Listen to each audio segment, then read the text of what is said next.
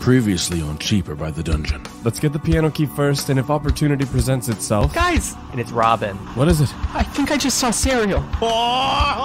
You hear footsteps as you all turn around and see a cloak disappearing from a half-mast individual. If it ain't my favorite friends.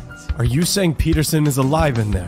I'll let you talk to him in a minute. I'm done with this. Zippy casts hold person on him. I turn and booking it up the stairs. Everything goes dark. Peterson falls into the snow. Peterson! Westboro, did you get knocked off with me? And I cast heal. Peterson has tears just dripping off their face, and then their eyes go wide. I rip off my star metal ring, and I shove it on Peterson's finger. You fucking saved Peterson. And the piano key gently falls for you to take. And you hear over your walkie-talkie Randy go, "Holy shit, that's a real dragon."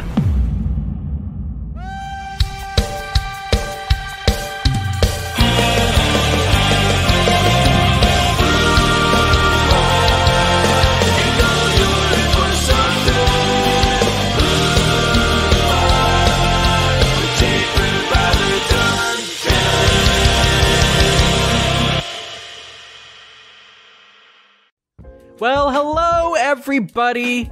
We are here again at another season finale, our third one to be exact. And I'm here with the finale boys, Connor. Da boys! Adam. Yo, what's up, dog? And Jacob. I had no idea this was the finale. No! I've been lied to. Well, I think that's up to us to decide. I think if we're slow enough and we just hesitate in our decisions enough, we can drag this out for another month. You really can't. Well, I think this is it's going to be part one. I think there'll be two parts. Who knows? It's like, maybe Zippy, Darian, let's really think about our decisions here. We don't have to rush anything. But for the opening bit, I just wanted to ask, what are everybody's favorite memories or moments of the season? Specifically season 3. Wow. Ooh. I actually, one that, it's a little more recent, but that the reveal that Peterson was like Patricia and like the taller figure with like the predator mask and dreads, like that was a fun twist that kind of came up that in retrospect I feel like I should have seen coming, but like I didn't at all, and it was a great reveal moment. Loved that. And then also because it's super fresh in my mind, the last episode we just did with all the flashbacks and everything was absolutely phenomenal. And I'm putting it in the episode sick. So everyone knows Seth put so much work into the flashbacks and pulling that all together that like it floored me, and I think it came together so well. So that was all. It was all worth it with the nat 20 sequence, like natural 20, nat 20. Oh, yeah. I got a nat 20. That was all I'm gonna say to that is that this is clear evidence that Connor doesn't remember anything before the Shadoo arc. I don't think he remembers what we did before that. Look, also getting Apophis on our team. I just don't want to take all the moments, but those are just two memorable ones, you know. My favorite part of season 3 was when we met Tori. That was crazy. Just like blew my mind. Like the Lord of the Deep, Tori, man, he was so cool, and that just really blew my mind. And then the fact that Zippy is Tori's son, that man, like the way that you kept that from us for so long, said blew my mind. That was really wild. In all seriousness. Yeah. I think Adam's twin is accidentally here. and Jake, you got really emotional on that episode. I remember when we learned that. That was, like that was really hard to record. Yeah. In all seriousness, I think the coolest part was when we butchered Darian's eye surgery. Of course. That was fantastic. But for real, it was when we heard Draken's voice again during that whole dream sequence, and I'm still wondering what's going on with all that whole thing. So Jacob, No, there was no good parts. It was all bad.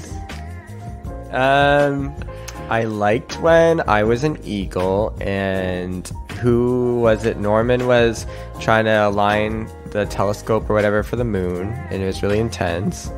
Oh yeah. That was season 3. Yeah. Wow. Just so you guys know, there was a lot that happened before Jadoo.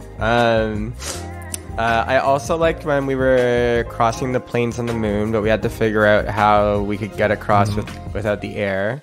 That was so funny. So much audio cut from that. Because you guys don't tell them that, Seth. Don't tell them. We figured it all out very quickly. I liked throwing that one guy's spaghetti on the ground. Oh yeah. I liked Connor. I don't know about that, but trying to break us out of the dung ball. Oh yeah. And then we like cut away from the scene right as he charged up. I also liked Bathhouse Bonanza with Apophis. That was so good. Jacob's just like got a webpage of our episodes open right now, and he's just scrolling through like. He's got the wiki open. No, Jadoo's been a pretty boring arc for me personally, so I Man, the more I think about it, the more there's just like there's too many moments, like the necromancer and bringing Zippy back, the bard battle between Norman and Randy. Like there's just like hey, you had your turn, Connor. I know your turn. I figured your turn was done, Jacob. Sheesh. Wow. I think for me, no one cares. Nerd. You made it all. Doesn't count. My favorite episode, I think, well, maybe not my favorite episode, but definitely probably one I had the most fun in was the when you all got high on Apophis's tea and you started tripping balls. I really like that episode just because it felt so freeing, because a lot of the times you're kind of landlocked to a space or to a situation. And then that one, it was just like, let's just go off the walls. So and you guys all murdered some carrots. And the therapeutic talk rock scene. Oh man, was really bonding for all of us. I do have to say I side with Zippy in that. I do. I hold my ground. Okay, so many good moments, but let's make some more in this finale. And before we recap, Adam, hit us with an iTunes review. We're gonna love this one, guys. Okay, this is by Imaga Master 4 from America. Worth it. No exclamation point or anything like that. Just worth it. 5-star.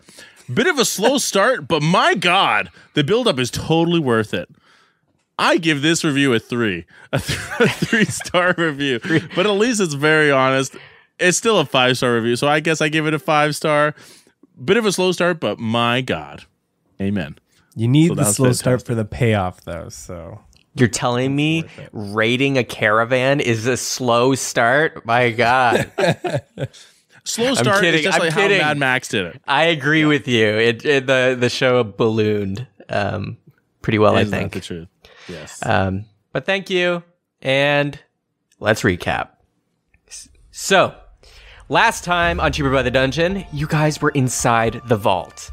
Inside the statue, the inner sanctum of King Verulius's wizard chamber. There you saw a construct that was shaped like a Wesnian person. They had kind of a Wesnian frame and the 4 eyes.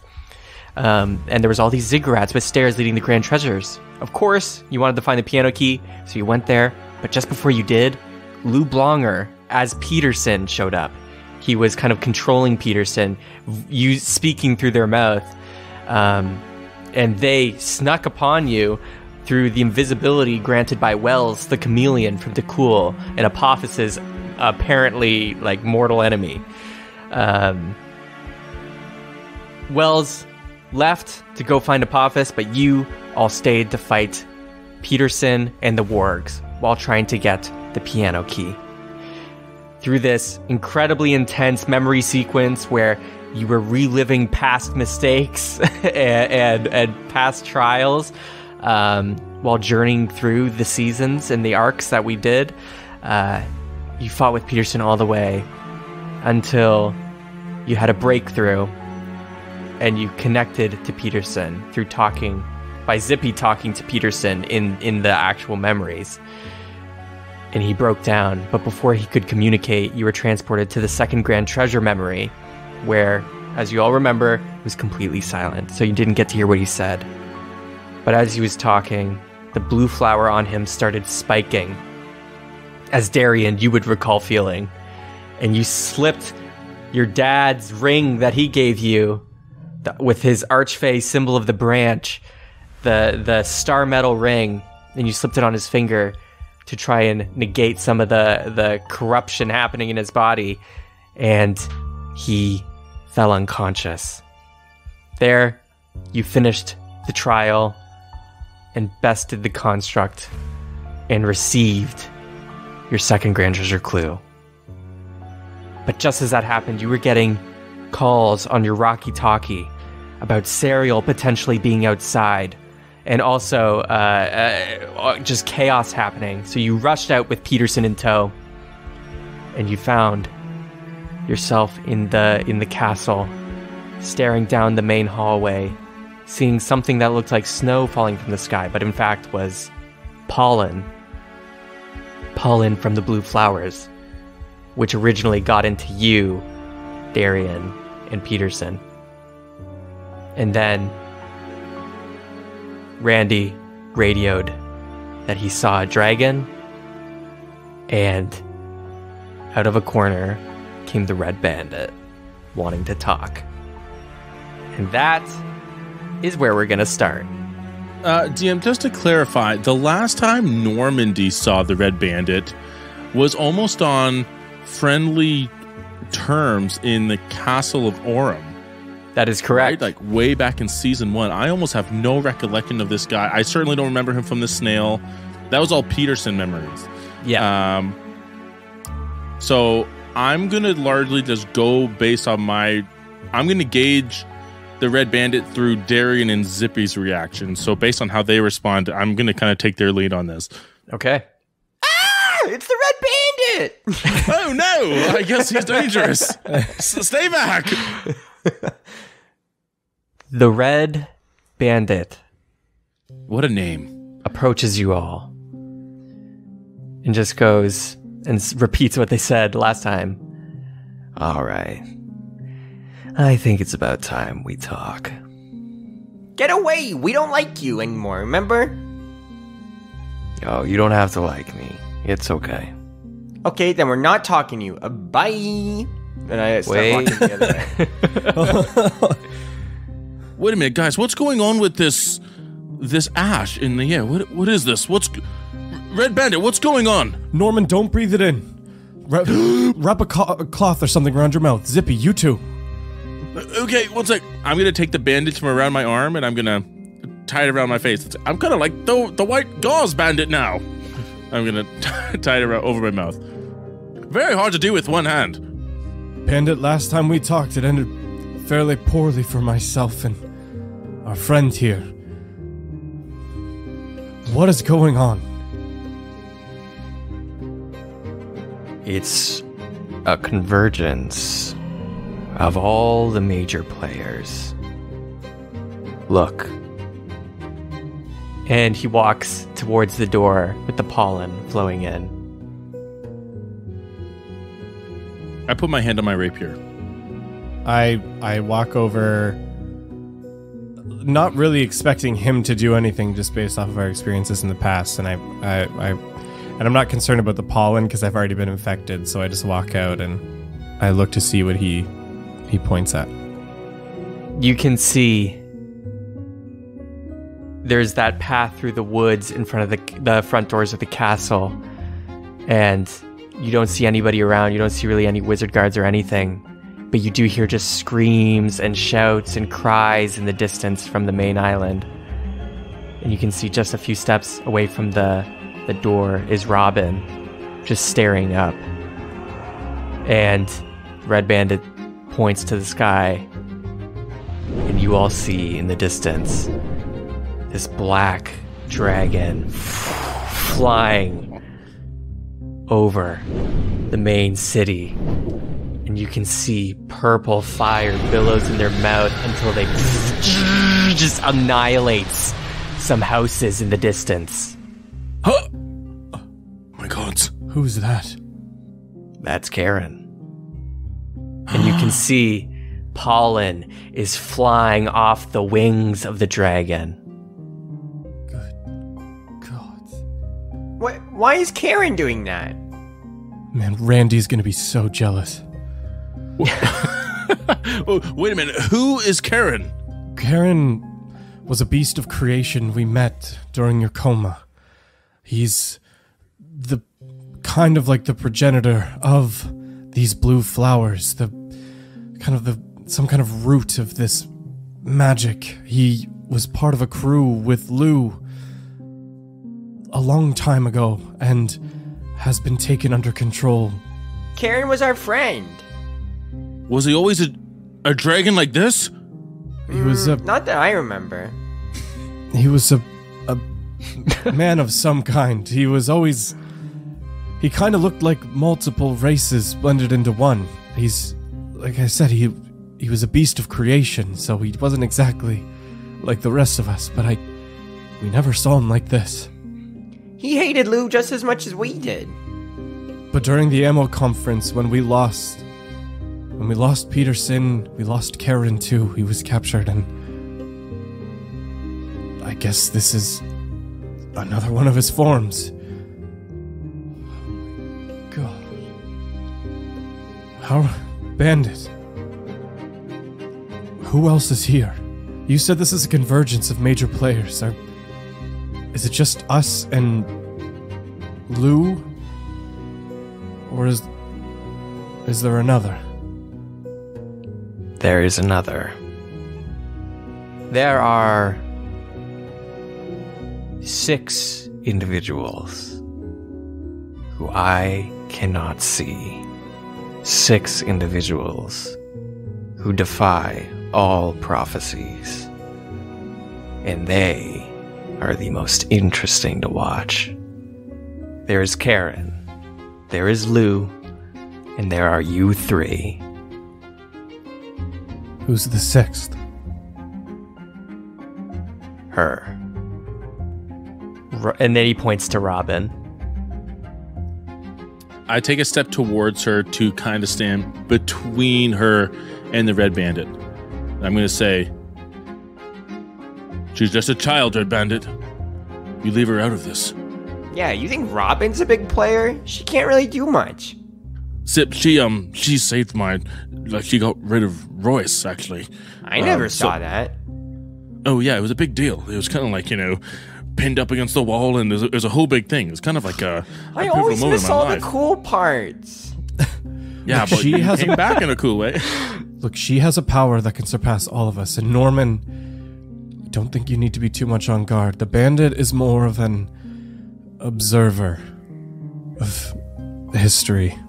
Is not exactly one to interfere. I want to call to Robin.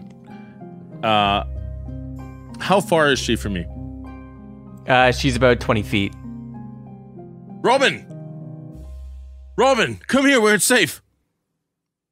They just keep staring up and they just say, "No, I think I need to go there."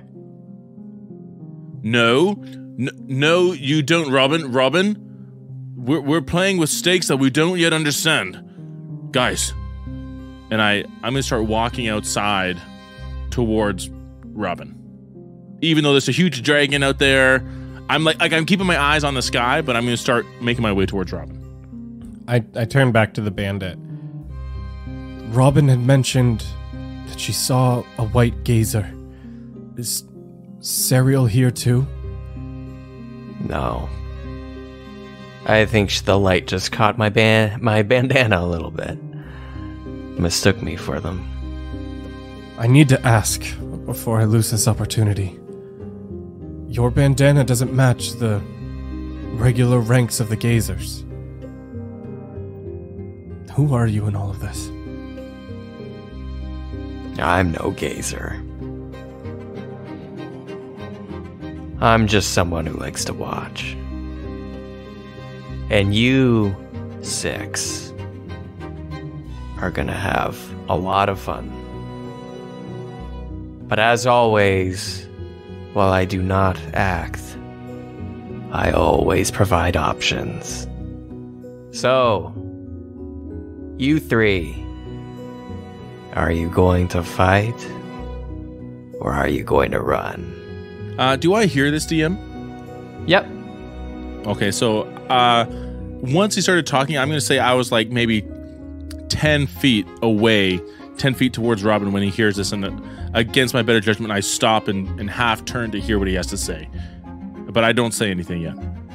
I turn to Zippy, just because I'm assuming he's still kind of with us by the door. And I say, look, the Peterson fight took a lot out of me.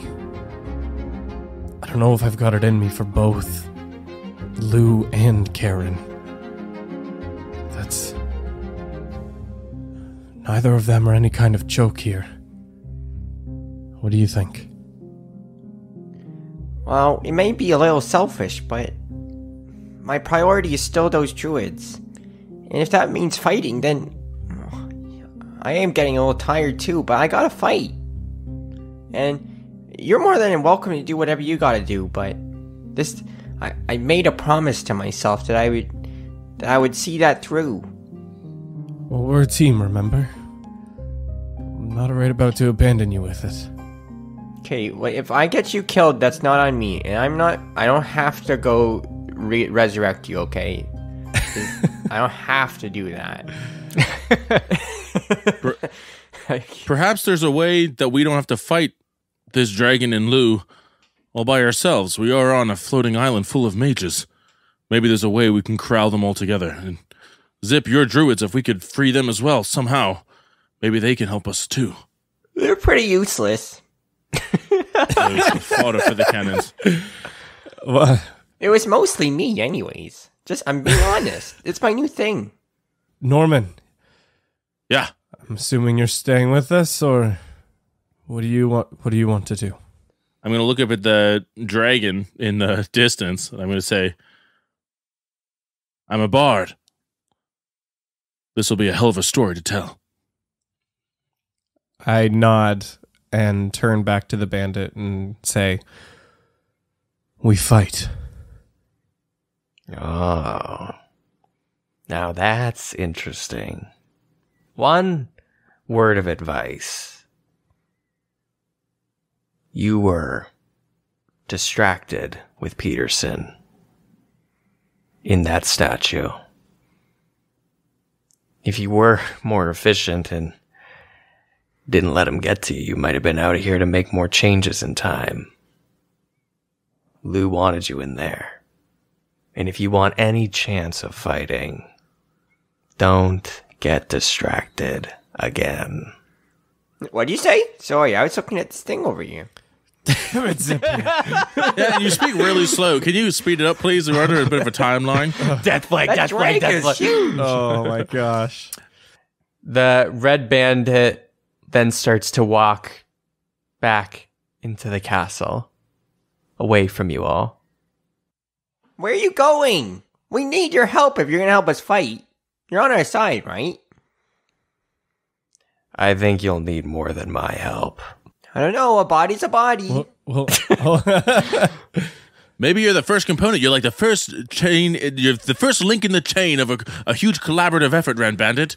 Maybe you can be one of those who defy prophecy with us. No. Bandit. No. Yes. Yes. But I can tell you, Bandy. some help is coming right now. And you see they turn a corner, and out of another corner comes limping and slowly walking is a bullywug, an old bullywug with another younger bullywug with a feathered cap underneath their arm. And you can hear Alexandre. Verulius's voice. Coco! Please, hurry! Alexandra, hurry! It's okay, Pop-Up. Please, take it easy, please. Alexandre, over here. Verulius. Alexandra goes, guys, oh, finally. This pollen. Don't breathe it in. Okay.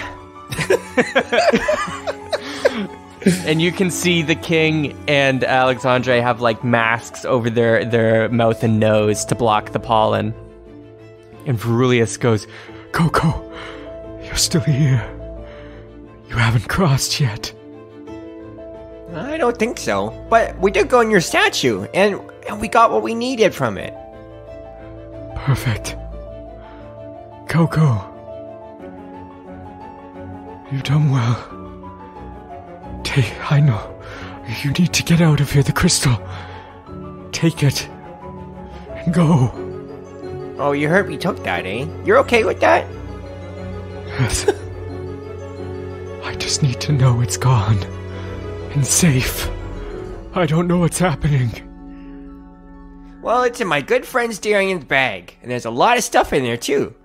It is. It's safe. It's in another dimension. It's nowhere near here, in a way. But in also way, it's right over there. Alexandre, you're a renowned dragon slayer, right? yes, I am. It's a weird thing to bring up right now. Why is that? Do you wanna earn that title? And I gesture to the dragon and say, I think we're about to go dragon slaying. And you hear a roar in the distance. And Alexandre walks to the door with Verulius and looks up and goes, I told you guys I never actually killed a dragon, right? I remember. Wait, did I know that? Because that's stupid. Why are you calling yourself a dragon slayer? That's like saying I'm not from the Bramble Patch. That's why I asked him if he wanted to earn his title. We've been carrying this guy along and he's useless? He's still a good fighter, okay? Leave him alone. I put my hand on Dumas' shoulder and I'm going to say,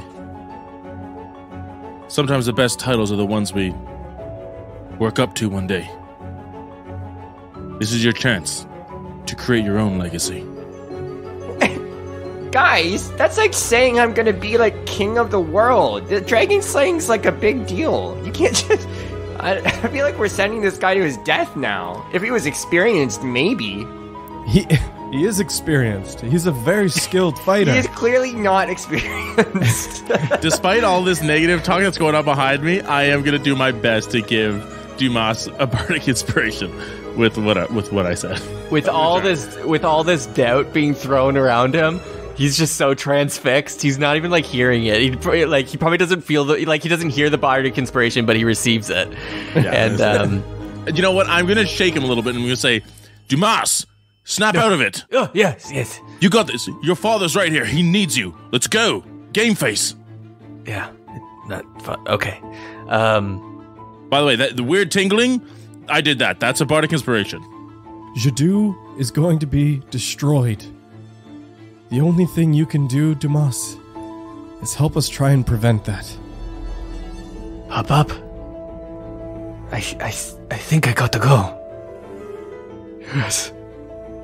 Do it. You three. Coco. Run. I just need some time. And then I can take care of the dragon. Buy me time. Alexandre. Alexandre, you think you can do this alone, really? Yes, I think I can. I mean, we're better now than ever. I mean, come on. You can see he's kind of sweating a little bit. Darian, we can't leave this guy. We're sending him off to die if we do this. Yeah, we gotta protect the crystal, but there's no way. I never planned to leave him on his own. Look. I know, but we're being ushered by Verulius. No, I know. Verulius, we're going to help your grandson by that time. And we'll protect the crystal at the same time. In the meantime, can you cast a spell on us or something to block this pollen from getting in our nose holes and mouth holes? I don't think it matters for me. Okay, Edgelord.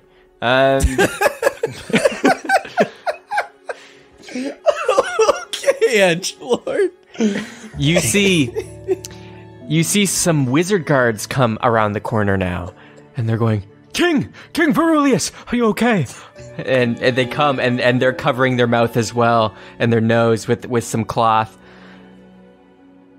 And Verulius just goes, Yes.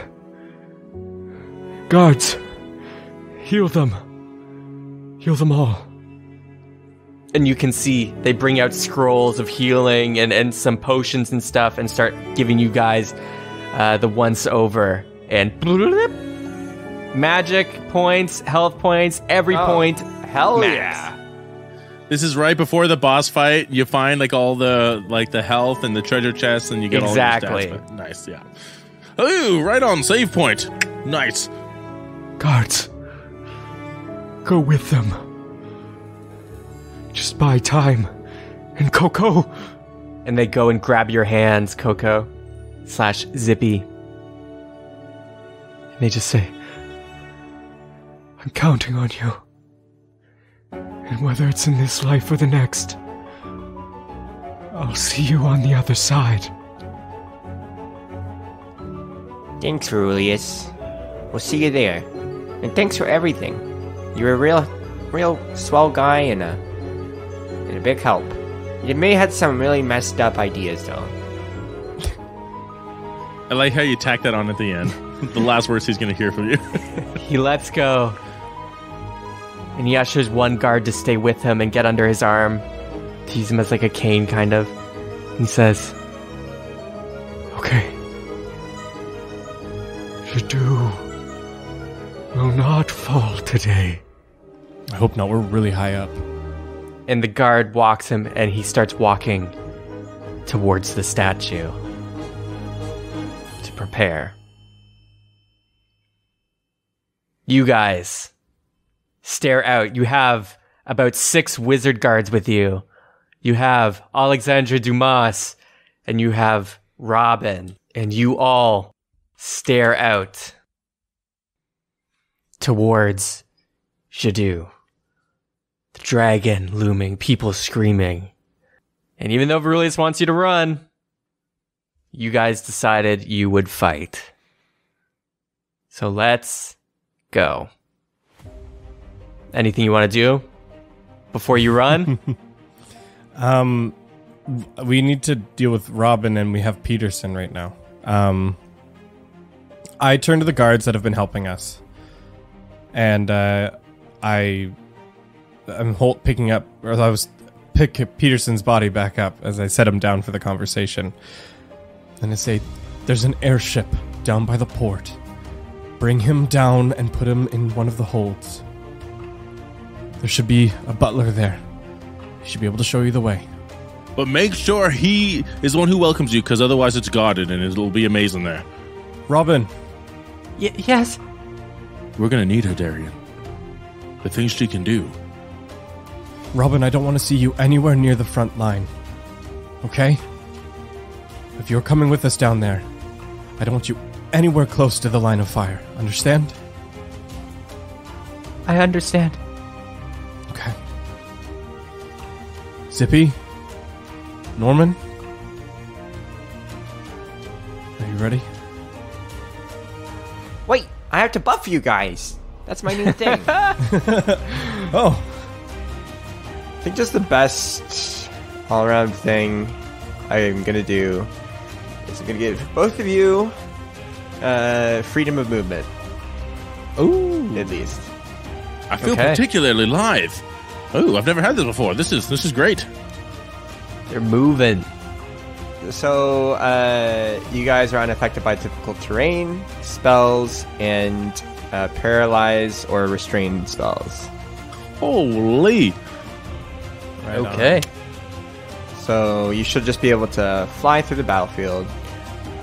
Are you casting that on yourself as well, Zippy? No! Okay. I gotta save my spells. What about Dumas? It's too many people. He's not worth it. He's not worth it. He's gonna die anyways. Let's leave. No, we will save him too. All I only right. have so many spells. Darian, remember, that was your whole arc before. You're learning that you can't save everyone. No, but I can save my crew. I cast Freedom of Movement on Darian and Norman, and you guys will be good to go. I'm going to look at Darian and I'm going to say, let's go screw with the prophecy. That's the best thing I've heard all day. Let's go. What? I gave you a pep talk this morning. It's true. It was not that long. And that was really good. I'm just trying to, coincide with it and harmonize to it. You all sprint off from the castle. The guards carrying Peterson, Robin following behind, and Dumas with you all. You are moving through the woods. And then everybody roll for initiative. That's what I'm talking about. I just got to note, this feels very like Mass Effect 2, like suicide mission right now, and I am in love with it. We're starting off well. That's a 1. Oh! All right. He trips back in the forest. He's back there. 21 for me, Seth. Okay. Mine's 10. Oh, I hate going first. All right. You see, Norman, you're running in front of the pack. And out of the woods, you sense something similar to what you sensed in the vault. A warm breath coming by as you make a dexterity saving throw. Oh. Not 20! Yes! Bring it on, Seth! You dodge backwards, grabbing something invisible in front of you and throwing it towards a tree nearby, slamming into the tree and being knocked prone is Wells the chameleon as their invisibility comes off and you just hear them go, "God damn it! I've had enough of you after saving your life." I slashed him with my rapier. I don't even care what he has to say. Okay. Frig this chump. That's probably not the best thing I can do with my turn, but I said I slashed him, so I slashed him. Okay. Okay. 18. That hits. Boom. Okay. 10 piercing damage. And I'm going to add my last Bardic Inspiration. Yeah, I said it. To do 5d8 psychic damage to this with my Psychic Blades. Okay. That's so 10. Sorry. Yeah, 10 damage plus 24. So 34 points of piercing and psychic damage together. Okay. You go slashing and causing psychic damage. They start putting their hands on their head after the blade connects with their chest, and they're just screaming, and they're going, "Oh, Poppers!" And they're just screaming. And you see flickers in the woods as there's nearby people of Jadoo and wizard guards of Jadoo flickering out of invisibility, and they look crazed, and you can see the blue flower stems and thorns and vines are surrounding their bodies as they're being controlled, and you can see they were hiding in the woods and now are readying their staves, and you see it is their turn. I will say to Wells, Apophis is the least of your worries right now. You see all the magic getting controlled and billowing. Everybody make a dexterity saving throw. Oh, 27, Seth.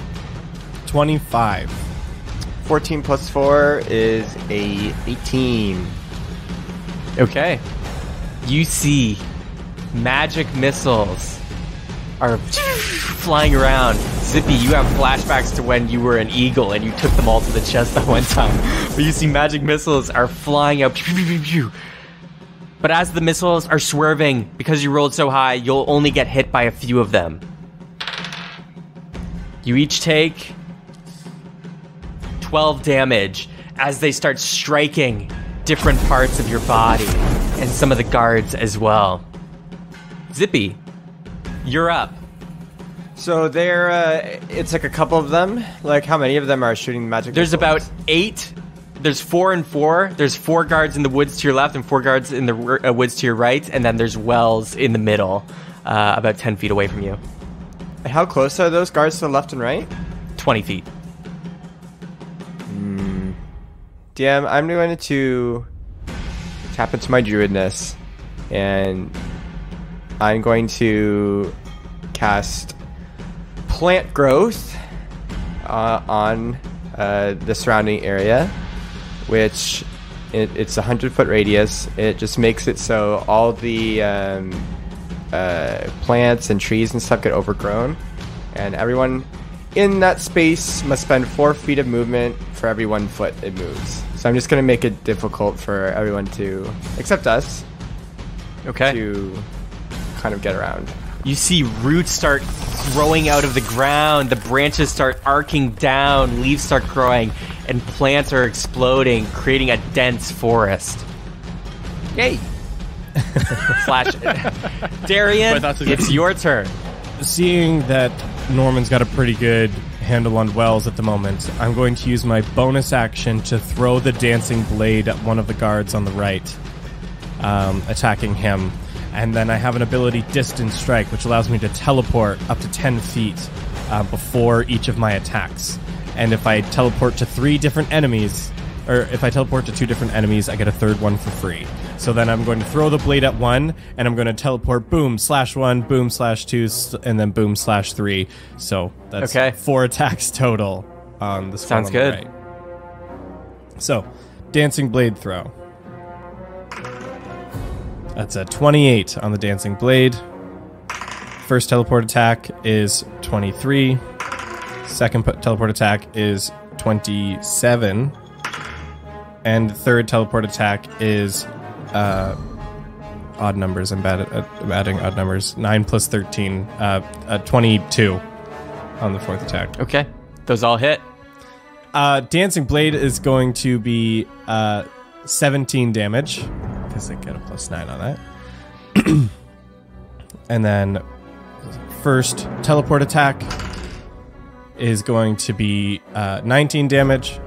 Second teleport attack is going to be 15 damage. And third teleport attack is going to be 13 damage. Zip, zip, zip. You go slashing, slashing, slashing. And they're taking the damage, but they don't look bloody. But you zip through the forest, blinking all the way. And you guys are getting bogged down as you hear the roar of the dragon in the distance. And you hear Wells, Peterson didn't finish the job. Now I gotta do it. Lou better give me some gifts for this. And then you hear behind you cheers and chanting. And from behind, rushing into the forest from the castle, you hear basement brouhahas, basement brouhahas. You see the wetsuits covering all the way up to their nose. They pulled it over their nose, and they pulled their other formal attire over their nose. Is the basement brouhahas with Apophis and Bradley riding in. The cavalry is here, and you can see the basement brouhaha wizards go, and they're casting spells and fireballs at the adjacent side forest wizards. And you can hear Apophis and Bradley go, "Yo, you guys thought you were gonna do this without us? Come on, man! I'm always down to fight. What is happening? This is wild." And Bradley's like, "Yeah, man, this is crazy. I'm kind of scared, but I'm glad I got my good wetsuit on." A minor. Fight for his life. And Wells looks up. It's just like, "Oh, Apophis!" And Apophis goes, "Yeah, what?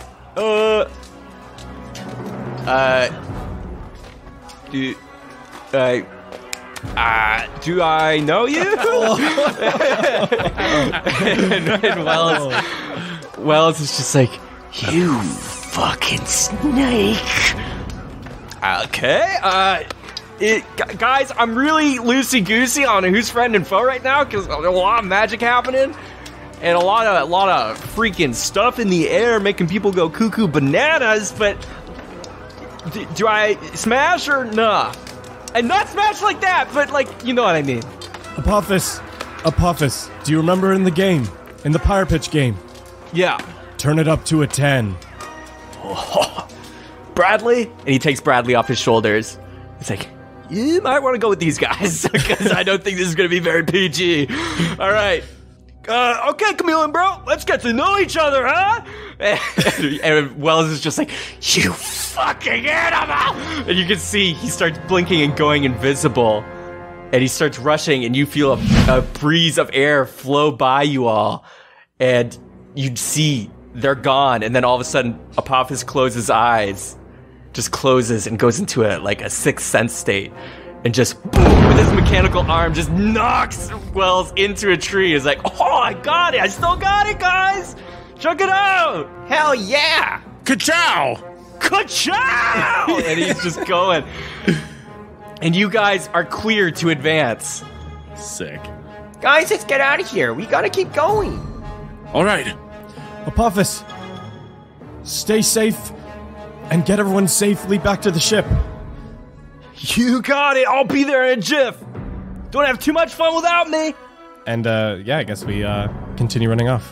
It might be a little hard just because of the overgrowth I put, so we'll stomp around out here. You're breaking through. Zippy, you're just familiar with it.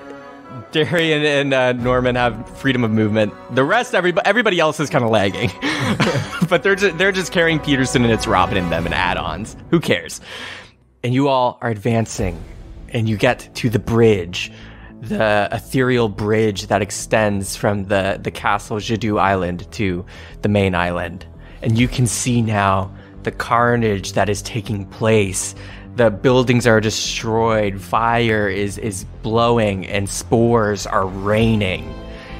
And you can see Karen, the dragon, and you can notice his very, descriptive horn, his one horn extending through that carried over into this form. But you see on the bridge are some just pedestrians, just a group of them, about 30, just kind of almost like zombified, crazed on the bridge, and you need to cross it. They all turn at you, and you can see their hands are glowing with magic spells. Their hands are glowing? Yes. DM, I cast darkness. They're within 60 feet of me, right? Yes. Okay, magical darkness spreads from a point I choose. I'm going to pick right in between us and them. A 15-foot radius sphere that lasts up to 10 minutes. It's concentration. It's magical darkness. Light cannot see through it. Dark vision cannot penetrate it. Any spell that creates light as a byproduct is immediately dispelled as well. But I'm not using it to dispel their spells. I'm using it to create a barrier so we can run past them without them seeing us. Okay. The bridge is enshrouded in a bubble of darkness. We gotta go. All right, as we start breaking onto the bridge, I'm going to whip out my wind fan, and I'm going to do a gust of wind to just blast the crowd to clear us a path. They're like zombified now. We can't help them, and I'm not about to run through a crowd of 30 people in darkness trying to protect two smaller individuals. Okay. So the crowd makes a strength. Everyone in the crowd makes a strength saving throw, or be blown back. Basically, I think it's 10 feet off the bridge. Okay. Let me make a group strength saving throw. They fail. Oh yeah. In the darkness, you can see they're starting to shoot off lightning bolts and fireballs just off into the darkness out of a crazed state. And you take your fan and blow, and some go knocking over. You can hear their shouts and cries, and some fall off the bridge, and they're like trying to call out for their magic brooms and stuff as they fall. And you see, well, you can't see, but the fan has knocked over a significant amount of these people. I turn back, and I say, I'm a fan of your work. I say, Norman, keep Bradley close. Robin, here, with me. And, What do you want me to do? You're very capable. You keep coming too. Keep it on, Dumas. And then I charge into the darkness. I scoop up Bradley with I put my rapier away, scoop up Bradley with my good arm, and follow Darian. Okay. You go running, and the guards that are with you are pushing through as well as you feel hands grabbing at you and spells being cast. Everybody make a dexterity saving throw with advantage because of the darkness. Woo. Sick.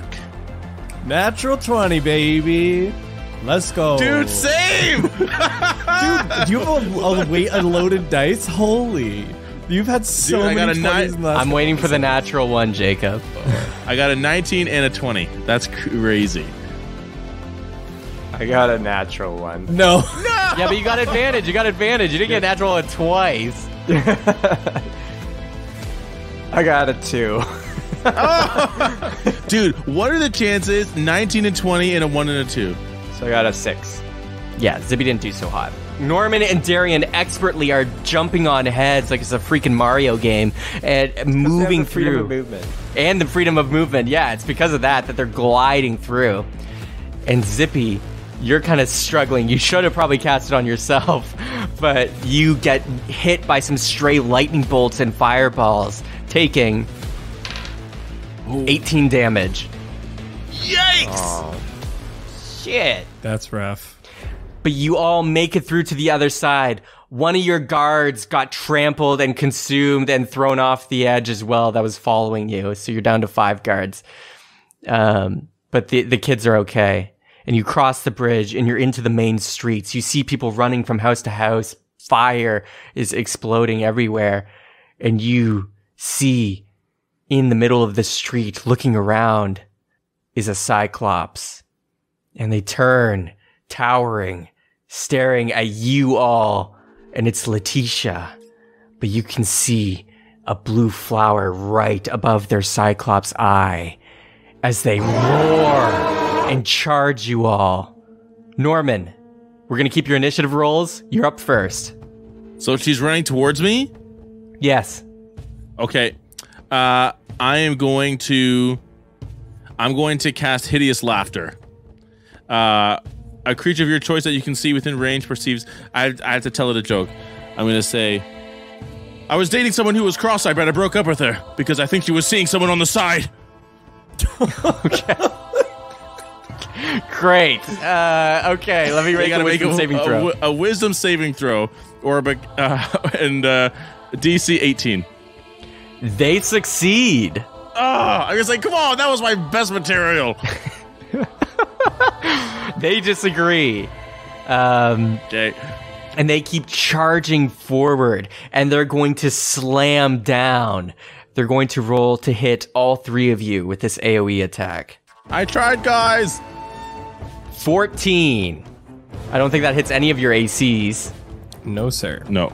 They go slamming down with both fists, lifting up tile from the stone street, and it goes flying at you, but you all jump and dodge. Another one of the guards gets taken out with a stone brick to the face.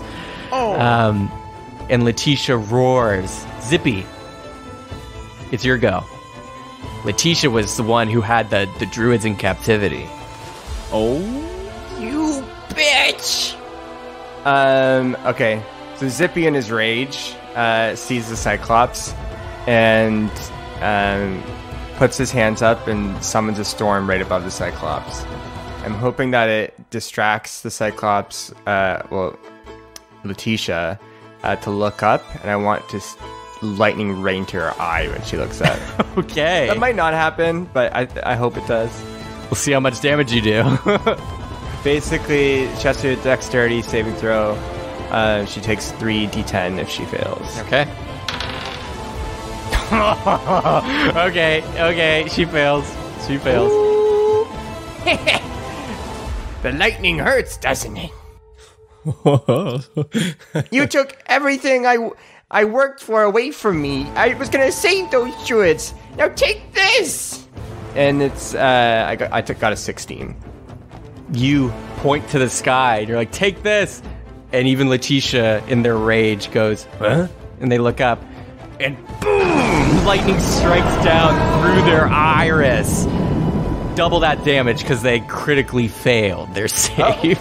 Oh, really? Oh, nice. Yeah. So 32. You see, boom, 32, and they're just, and you can see their skeleton flash as Zippy was not holding back. And they're just kind of like fried. Darian. I turn around and smile to the guys. Nicely done. Darian, you can see the stunned Letitia just wailing in pain. I throw the dancing blade again, targeting her chest, as hopefully she's, too stunned to move. And then I dash forward, and then I teleport forward for a double strike with the Phantom Blade. Okay. That's a 13 to hit on the dancing blade, so that's not great. But on the Phantom Blade, You may still have a bardic inspiration from last episode. yeah. All right, cool. 17. Does a 17 hit now with the bardic inspiration? It does. Okay, cool. So that's the dancing blade, and then the double Phantom Blade attacks. That's a 28, and that's a 23. Okay. I'm going to roll damage. So 19, 15, and 11. Darian, you throw the dancing blade at their chest and you teleport and cut, and they go stumbling back in pain from the lightning and just slash combo, and they fall prone on their back. You see from the nearby houses unflowered people of Jadoo and wizard guards come out, tying them down, pinning Letitia down.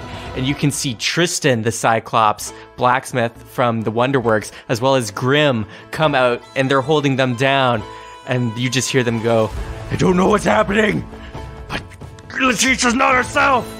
And they're just pinning them down, and Letitia's just roaring and trying to spasm on the ground, but they're pinning her down. Keep your mouths covered. Don't breathe in the spores. And Grim, don't you die, because I still need you to fix this eye. We're going to go try and stop this. You owe me a tree! And I turn to the guys, and I wave them along, just because I was ahead with the attack. So I wave them along and go, let's keep moving. We gotta go. Keep going. I'll deal with Letitia later. Do I have time to grab her keys? Yeah, you do. You can grab them. Zip! And I run over and I unhitch them. I say, for later. And I'm just going to throw them in my bag. Thanks, Norman. All right, let's go. Bradley, come on. Yeah, I'm on it. Let's go! And you go running through the streets over Letitia. And you're running to the center square. And you can see looming in the distance closer and closer is the dragon. And they swoop around. And you're running down the main street. And you see the dragon arcing in the distance.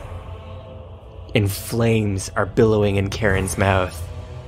Purple flames as they come swooping down straight down the street towards you.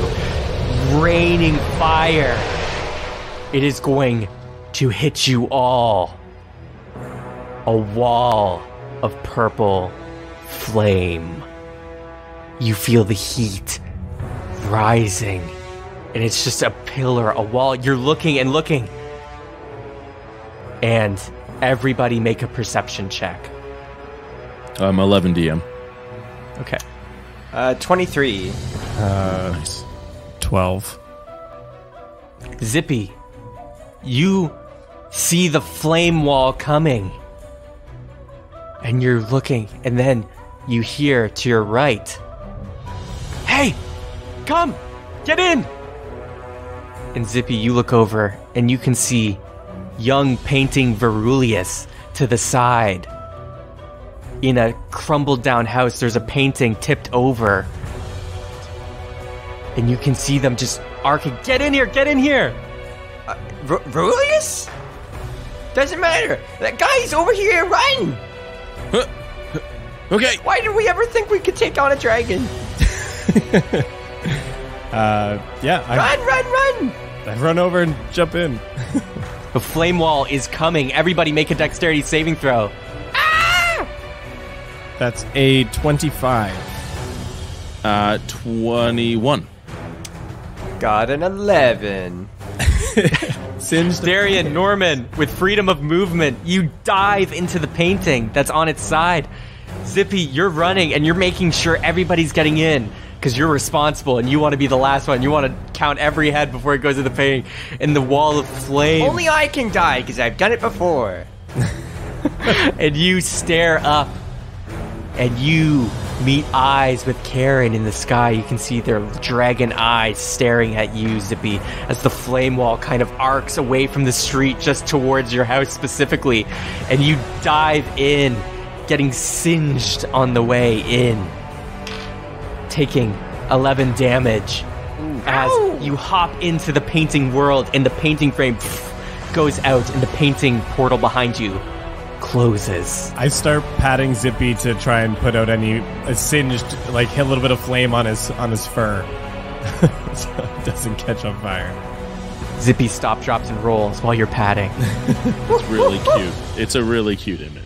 Thanks, Darian. And I glare at Norman. What? What was that for? I'm sorry. I too late. I start patting him. Look, I'm helping too. And you see the painting people who normally stay within their one set diorama are all gathered in this one. And you can see just a sea of painted people, all just kind of huddled together, terrified, as paintings all over Jadoo are going out. And that is where we're going to take a break. No! We're stuck in the painted world forever.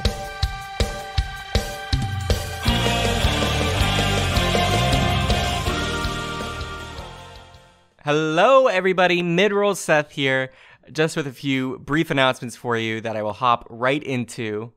But first, let me shout out each of our legend tier patrons that you all know and love. We've got Randy, Old-Timer, Brandon, Jasper, Jacob, and Jardine. Thank you so much for being Legend Tier patrons. It is the lifeblood of our show, and it allows us to produce the content at the level we do. Hopefully this episode is proof that we're getting better every time and that our production quality keeps increasing. But thank you. And thank you to all the patrons who support us. If you want to support us through the Patreon, we would appreciate it. And also, you get some cool stuff. So let me tell you really quickly about some of them. If you're going to get one, I would recommend the $2 tier, which is the Discord access where you can join. We just had a live listening party for this episode the day before it released. And we're going to do the same for part 2 of the finale. So Monday, calendar stuff. Monday, December 6th. Yeah, December 6th. That's when we're going to do a live listen because the episode's going up December 7th. So if you want to listen live with the cast and get everybody's live reactions to the episode, join the Discord at $2. But we also have other tiers where you get like bonus content at the $5 tier, music at the $10 tier. But back at the $5 tier, we also have our after show that Adam hosts. It's kind of just where we discuss the show in greater detail, just kind of more relaxed chat. And he made a little promo for it, so let me play it for you now. Welcome to Discussions by the Dungeon. Today we have with us Connor Gatton, and by association, his infamously his very popular, lovable Eladrin. You guys know the deal. You know, the main story is A Beautiful Sunday. Oh, great analogy. Well, when I was a little boy, I was known as Big Fang. How do you do that as a player, where basically you know your character is doing something much more lighthearted, where the stakes seem to be lower? I don't think the story would be as good. As a player, did you think Zippy was going to die that day? I mean, we were all hoping for it, obviously, but we didn't want it. No. I didn't think he was going to die. I figured some of your roles would work for control. Gosh. One of the challenges that we had, and we spoke about this very briefly before recording, was nailing the tone of those next episodes. There needs to be some legitimacy to the actions that the characters take. But if I can make them roll a save, then statistically I'm more likely, just because my luck is so bad. You just heard a sample from our latest episode of Discussions by the Dungeon, our monthly talk show where we discuss all things Cheaper by the Dungeon, including our favorite behind-the-scenes moments and our latest plot theories. If you'd like to listen to this episode in full, as well as all of our other episodes, feel free to check it out on our Patreon. It's at a super low tier. Thanks, guys, and we'll catch you on the next one. And that's Discussions by the Dungeon. So yeah, if you want to check out any of that stuff, it's all on our Patreon, Cheaper by the Dungeon. Go check it out. And if you want a free community to connect with us on, we have our Twitter at Cheaper Dungeon, Facebook, Cheaper by the Dungeon, Instagram, Cheaper_Dungeon, and we have our Reddit page, r/Cheaper by the Dungeon. So check out all those places if you want to connect or get updates, because there's usually some in those places. Other than that, rate and review us on iTunes, Podchaser, and all that fun stuff. You know the drill. But anyways, I don't want to take any more of your time because this episode is great and I really want you to hear the rest of it. So without further ado, December 7th, next episode, get excited. All right, bye.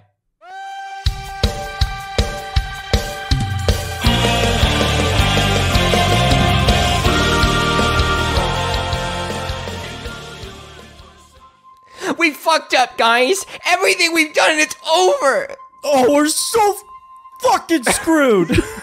I'm stuck in this painted world. I can't be a ship. I can't drive the ship anymore. The druids, they're gonna die. I don't mind it here. The 2D diorama, it's a kind of nice aesthetic. Last time I was here, it was freaking sucked. If you didn't know already, we're back. We're back into the episode. And we're in the painted world. And you just almost got burned alive by Karen the dragon as you jumped into the painting. You see, there's almost an army of painted people in here, as well as young Verulius holding a jar of some paint melted together. And Verulius looks to you all and goes, It's you again. Thank goodness. I need an explanation. What is happening out there? The people of Jidu are going crazy, and we can't see anymore. Some paintings are going out. We're losing eyes. It's not looking good. Seeing all these paintings, I'm going to get like a bit of a flashback of when I lost control. And I know Royce is not there, but I have a moment where like I kind of get lightheaded for a moment and kind of like, whew, and I'm going to sway. And then I'm just going to kind of put my hand on Darian's shoulder to support myself. I'm going to say, Jidu is under siege. It's under attack and there's a dragon outside. Is Verulius okay? The real one. He's doing his best to find a way to slay it, or to at least dissuade it in some way. It's not a regular dragon, it's some kind of beast of creation. I'm going to look at Darian and Zippy for any extra commentary, because they know more about it than I do. All I know is that we're on a mission to take it down. Verulius has some kind of plan to stop the dragon, but we need to buy him time. So we need to get back out there. How? You said you're running out of eyes, but that means you've got some left. Is there any that can bring us close to him, close to the dragon? Yes, I can try. Let's all go look. Let's move. DM, do I recognize where we are in the painting world? Or are we like in a totally new spot? it seems to just be like the streets of the main Jidu island. It's like you're just in the painted version of it right now. Okay, great. So then I just kind of follow them with everyone else. You are moving with Verulius through the paintings. And you see the jar underneath their arm, Normandy. You see an eye kind of rotate inside. And you see in here... Norman, it's us! And you can hear Melted, Pyro, and Victor. Way! Yes! Freaking Painted people can't die that easily. Oh, They just get melted. Pyro? Victor? You look a little different than you were before, but you look good. It's so good to see you alive. Thank you. And it's okay. We'll forgive you. I nudge Darian. This guy will make friends with anything. There's a joke in here about liquidating assets, but I can't land on it. I'm distracted. Yes, Norman. Pyro and Victor told me about your promises you made to the painted people and the way you talk to us. But over and above everything, we need to protect the people of Jadoo. And we will do whatever it takes to do that. Show us the way. We gotta get to the freaking dragon. Right, let's go. And they start running, and you guys start hopping through paintings with your couple of guards, unconscious Peterson, Bradley, and Robin in tow. Wow. And you're going and going. And you're jumping and jumping. And Zippy, as you're going through, you notice out of the corner of your eye a familiar face. You see a Lamassu out of a painting on the streets, just kind of scared, and you can see they're shackled together with a bunch of other unanimalified druids. And you just see the painting goes out. No! What? As some explosion happens. Oh, no. But you could see they were close to a bridge that would extend to the Nullstone prison. I'm done with this podcast. This is stupid. Did it look like they were really close to that explosion? It looked like they Or through the painting, explosion you could see them happened far up. beside the painting? The explosion happened beside the painting, and it did look like some kind of dragon fire. Hurry! Next painting! We gotta get back in the real world. We gotta stop this mess, guys. You're running, and you're hopping through paintings and paintings, and you can just see snapshots of Jadoo from all different angles. Some from Wonderworks, some from the farm, some from Whimsy World. And you can just see all these different angles and paintings going out and out like lights as you're going down. And then you hear on your radio, Shh! Guys, where are you? We gotta get together. Randy, where are you? Are you okay? We're making our way through the painted world towards Karen. I jump on Darian. Randy! Where are you? It's okay. I was running back to the airship to meet up with James, and along the way I found the druids. And there was a lot of wizard gods and everything. I had to use my dragon breath and spark blow them up all the way. Oh, we were really close to you. You really fucked that up. And you didn't hop through the painting to get it. Come on! Wait. We just saw it. You can't blame us for everything. Yeah, okay, sure. Have fun in the safety net of a freaking fake world. Keep it together. Where are you located? I'm at the prison, but I'm coming across. We made it back. I got the druids with me. They're really annoying, Zip. I don't know why you want it. I got the same vibe. Randy, I got the same vibe as you. They're really annoying, but they represent a greater thing for me. I'm gonna get back to the ship with them, though, as best I can, but it's hard to protect and carry them all. I mean... I turn to Zippy, and not speaking into the walkie-talkie, and I go, Zippy, what do you want to do? Those are your people. This is your mission you've taken on. Do we keep going to Karen, or do we try and help Randy and the druids? Why can't we do both? How about we lead Randy to the next painting we can find, and he brings us to Karen, so that we get a direct route. Does that add up, DM? If he holds the painting, then there's less risk of it getting exploded or something. We just need a direct route back to the dragon. You can tell him to just try and grab a painting, and you could tell him to get into the painting world himself as well. No, he has to bring us to Karen. It might be a good idea for him to bring everyone to the ship, because these druids are not going to last long against that dragon. Neither will these paintings of ours. These painting people. We can't protect all of them. Yes, we can. Here's what we're going to do. We're going to find a painting, get them inside. I'll go on the carpet, and I'll fly right to the ship, lickety-split, and I'll drop off the painting there. Zippy, that's dangerous for you to fly off on your own. Karen is in the air. Yeah, I'm small. That's a terrible idea. Can we attack Karen from the ship? Whatever the plan is, I'm down. Just tell me where to go. I need to go now. Randy, Find a painting, put all the druids inside, go to the ship, and we're gonna try to find that way to the ship ourselves so we can rendezvous there together. But hold on to the painting. Yes, of course, yes, good idea. Bring the painting with you. Keep it safe. Okay, I'm on it. And he hangs up. And you guys are running through the painting world. And Verulius looks back at the painting people as you're running. Some are trailing behind, and he goes, Wait, I have an idea. This could come in handy. Painted people, grab any paintings you see. We can carry them on our end too.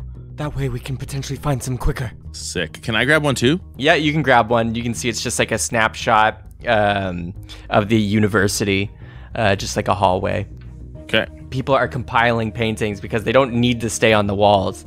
And you're taking them and taking them off and going and going. And everybody make an investigation check. Ooh, natural one for me. 13 plus 4 on my investigation, so 17. Mine's a 12. Okay. With those investigation checks, you're looking and looking, and you're just not finding the painting.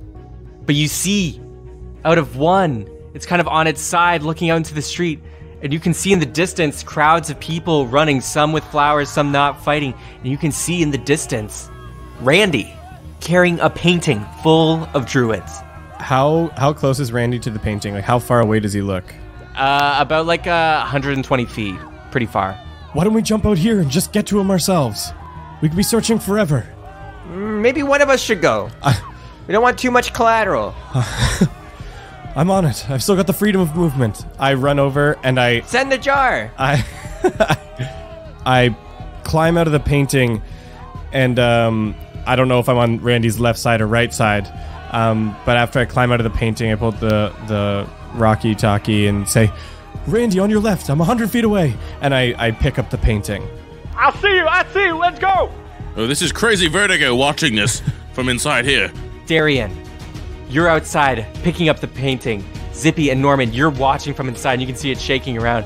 Darian, you are like football sprinting across this field, and you see 120 feet away is Randy. He notices you, and Randy is running towards you, Darian, with his painting. You're basically 60 feet away, and in between you comes a wall of flame as Karen the dragon is doing another pass. How are you going to protect this painting and not be cut off completely from Zippy and Norman right now? Can paintings go inside other paintings? That could break reality. Connor, you can bubble shield, right? Yeah, I can bubble shield, but I wanted to try and protect Randy too. And you're sure it's 60 feet? Wait, Connor, I can do hidden pass, and I could teleport you 30 feet forward if I just put my hand outside the painting, and then you could do the other 30 feet with your face step, and we could close the gap super duper quick. Yeah, and then I can get to Randy. So let's do that. And then I've got a way to protect us. So with the bubble shield. The DM's stupid. Clever. Okay, is that what you want to do? Yeah, let's do that. Zippy, you stick your paw out of the painting, just your paw, and you slap it on Darian's arm, and you teleport 30 feet. You are like directly in the line of fire now. I take another step and face step another 30 feet. Boom! You go, and you're at Randy, and he's like, "Whoa, that was quick! What? Okay." Darian puts his hand on Randy's shoulder, whips out his cloak, and does the bubble dome to protect the two of us and our paintings from any fire. The bubble dome is over you, and you just hear and feel a little bit of heat as the flame goes over top. But you are safe, and Randy's like, "Oh wow, that was close." Okay. Oh, We good? Well, hello, I got druids in mine. What you got in yours? Everyone else.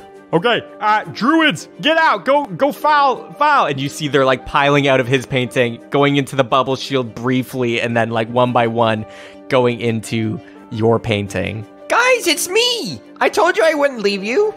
Zippy! And they're like charging, and they're like surrounding you and like holding you. And you can see they still have all these muzzles on their nose and mouth. They still have the muzzles over their nose and mouth, so they were conveniently free from being corrupted by the blue flower. Yeah, I'm going to give the keys to Zippy for him to do this. I think this is his moment. Guys, I promised I'd never leave you. Yay! Yay! Is there one lock on this that just unlocks everything? Because it's going to take a long time. Yeah, there's one like comically big lock for the comically big keys at the end. They were just near the Lamasu. Randy was dragging them like with this huge lock. Pretty much. The The Lamasu's like, yes, thank you. Lamasu, you're here too. Yes, Where's Senior Mushroom? What's his name? Oh, below. The Elder Mushroom. Rawr. Yes, well, last time they were polymorphed into a pigeon, and somehow they were the only druid to escape the wizard guard, so they're probably still out and about doing something, but we need these chains off. Here, I'll unlock you all. And I unlock the huge key. Ka-chunk. Every druid is free, and immediately as they spring out, they're changing from their elf and human and tiefling and whatever other race forms into the animals they once were. Stags, chipmunks, beavers. They're all back, baby. Yay! And they're like, yay! I may not have done. I may have left you guys and got you in a bad situation, but we did it. We're back. And it's all thanks to my team here. This is Norman. Well, you met him before. Kind of, he was scary! Sorry, I'm a new person now. The chipmunk crawls on top of a stag's head and just looks at you, Zippy, and goes, Commander now, Chipmunk, reporting for duty. And, sir, I hate to say this, but I don't know how long we can live inside a painting world. I would like to stay here forever, but I don't think there's any food. That's okay. But I'm gonna have to ask you to stay in here a little bit longer. There's a freaking dragon outside. I realize that, sir, but we're all getting real hungry. We've had these muzzles on for a long we'll time. figure that out later. But the dragon has to be solved first. I know that's hard to ask, but you have to trust me one more time. All right, dragon, then snacks. Priorities! Priorities. The Lamasu comes up to you, Zippy, and goes, I knew you wouldn't leave us. Yeah. And I was always gonna come back for you. I promise. Why does that sound so unconvincing? I was always going to come back for you. Like he was, but it sounds so like I'm compensating. Anyways, Darian, get us back to the ship. Zippy's just realizing he is like now like the patriarch to this like entire crew, or president, or whatever. Randy looks at you, Darian, and goes, Darian, I don't think your bubble's gonna last much longer. You're right. It's about to come down, and as soon as it does, you and I need to break for the ship. All right? Listen, you guys head for the ship. I'll get big again, my regular size, and I'll distract them. I'll be such a big target, he'll have to go for me. There's no way you're making it there without some sort of distraction. This thing is going nuts. Randy, no, that's dangerous. Randy, that's suicide. I mean, I am fire resistant, but not really. I got some tricks up my sleeve. I faced worse things in the first grade treasure team. And I can do this. This is nothing. Okay, it's something, but it's up there. Who am I kidding? It's pretty bad, but I can do it. Let me be useful for the team. Randy, as a bard to another,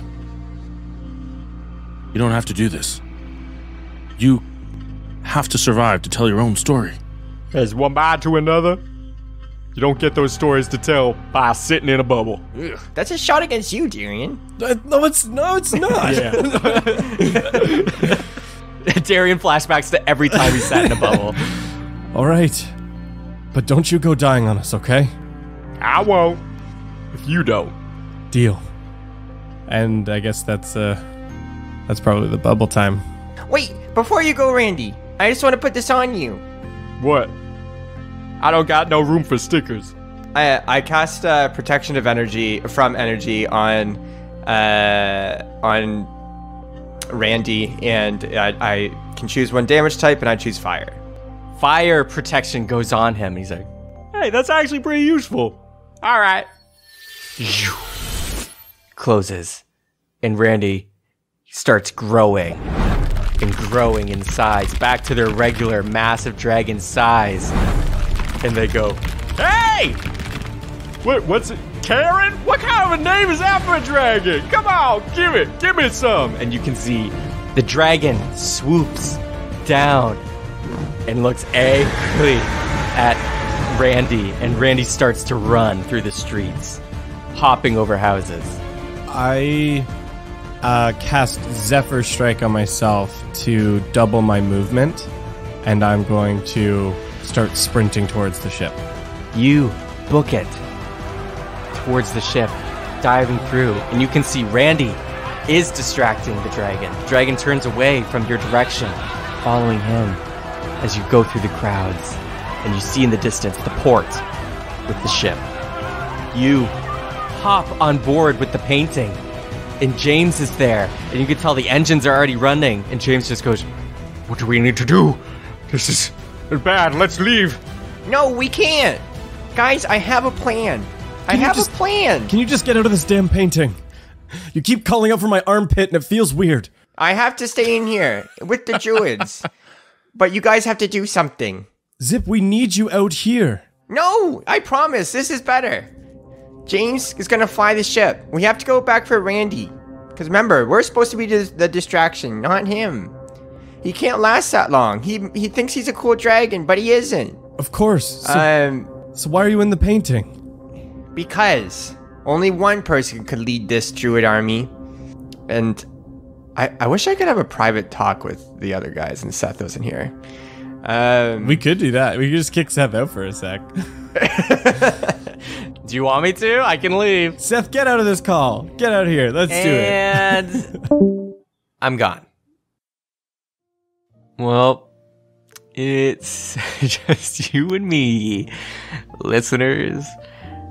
I assume editing Seth is going to just play you my audio for this, because it'll probably be more exciting that way, since you and I both won't know what's going to happen next. Yeah. You know, I don't think they've ever done this to me in a recording before. I know they've definitely had talks in between sessions of potential things to do. Like, I think they did that during, like, the auto fight and stuff, like, before that. I'm trying to think of any other times. I don't think so. But as a DM, times like this get me both terrified and also extremely excited, because I want to see what they pull off. But, yeah. Man, I hope editing Seth puts some, like, smooth jazz under this. Editing Seth's always got you. To just pass the time with me. Man, they are taking a long time. At this rate, I feel like something really is okay, the message. Okay. All right, DM face on. Whew. I am back.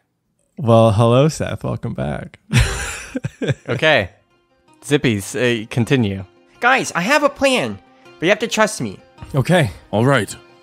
But hold on, before you do. That's too trusting. Too trusting. DM, I recognize that Zippy wants to kind of consolidate with the druids for a moment. And I want to turn and talk to Verulius, who I see as kind of like the ringleader for all the painting people. Okay.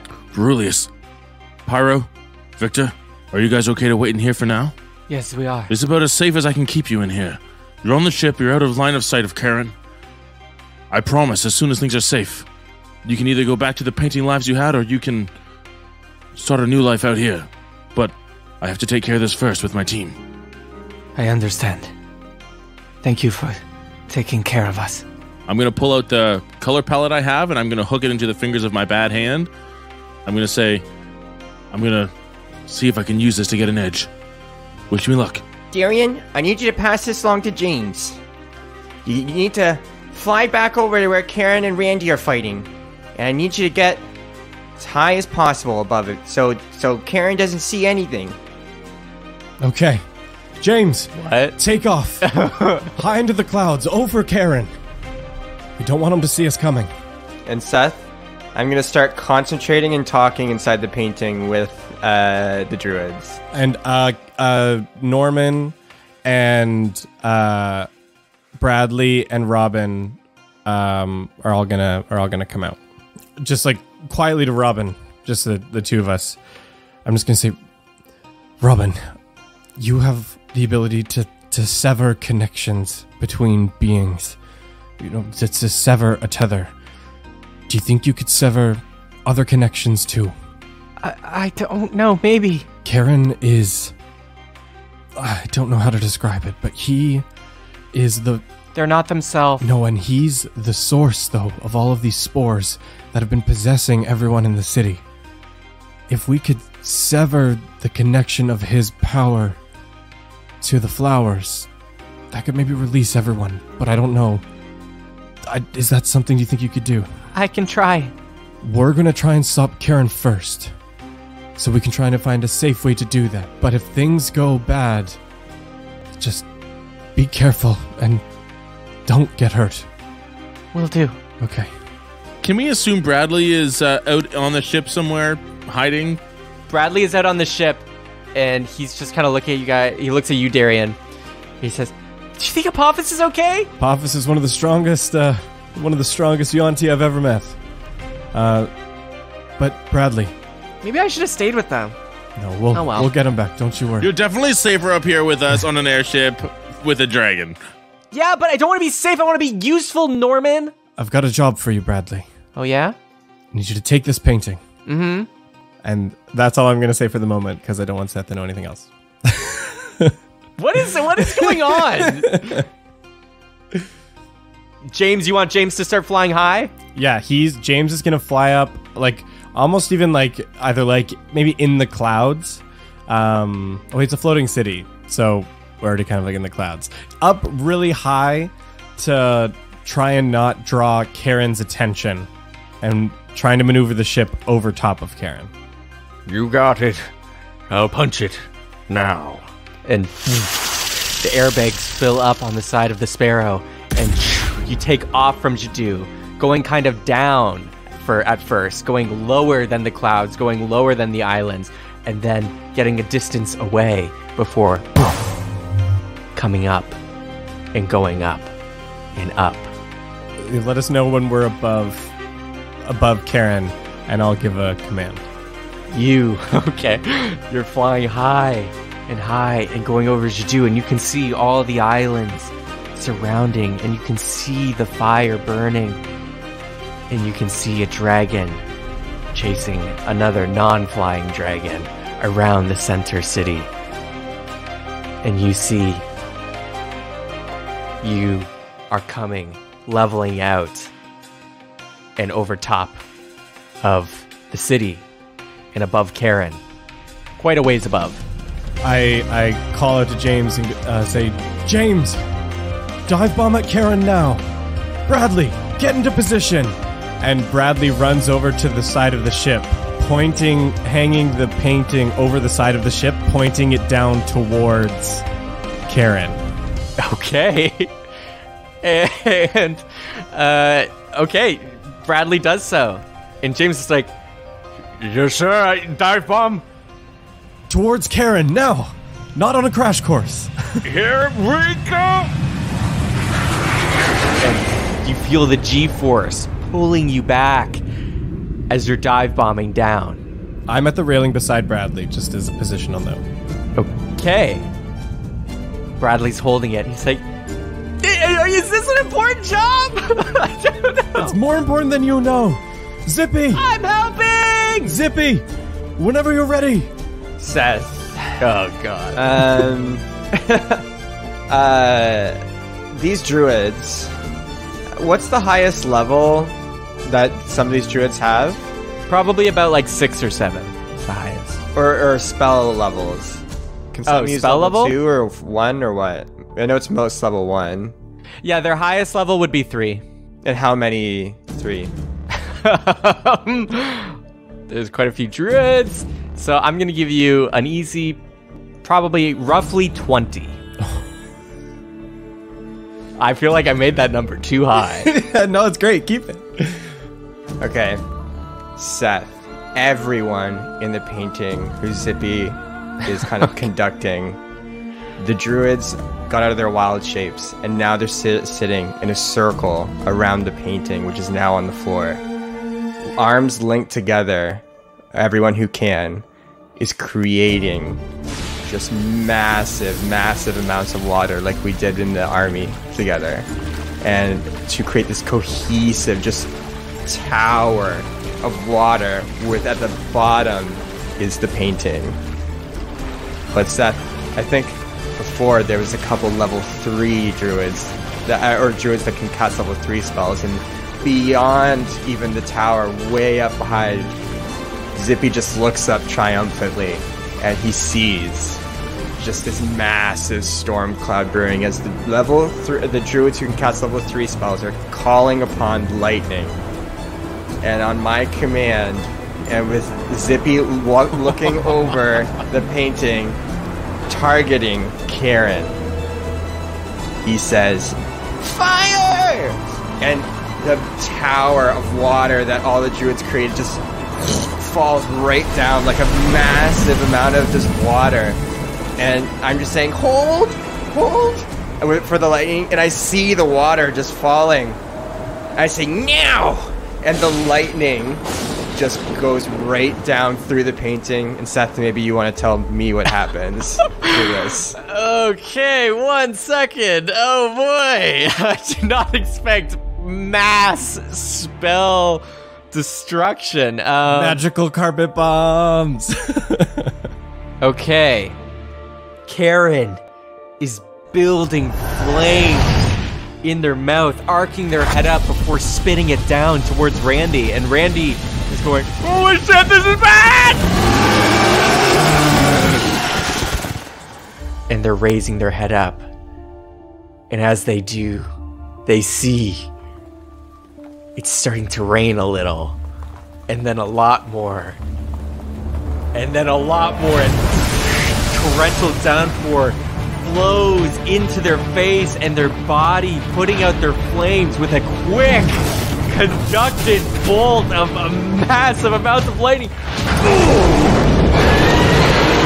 Like striking through, immediately collapsing their wings, slamming into the ground, creating a dust cloud of carnage as they just go grinding through the floor.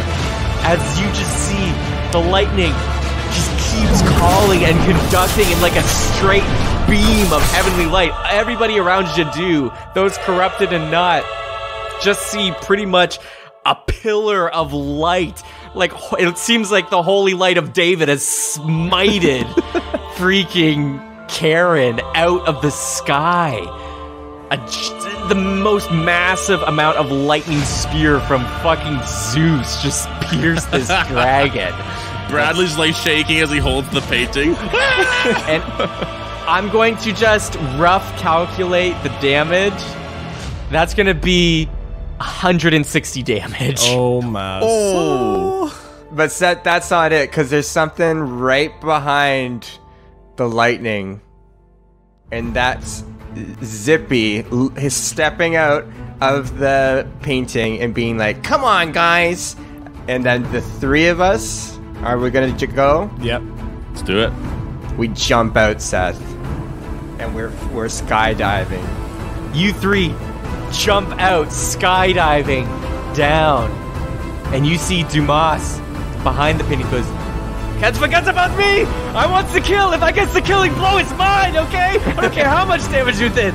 It's all about the kill!" And he jumps out with his Buster Sword as you are holding hands, skydiving down.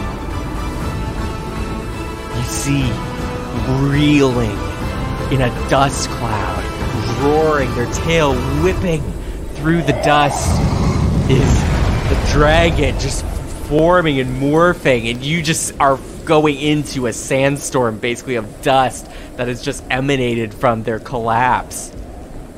And you go into the dust. Wow. You're getting close to the ground. How are you gonna land?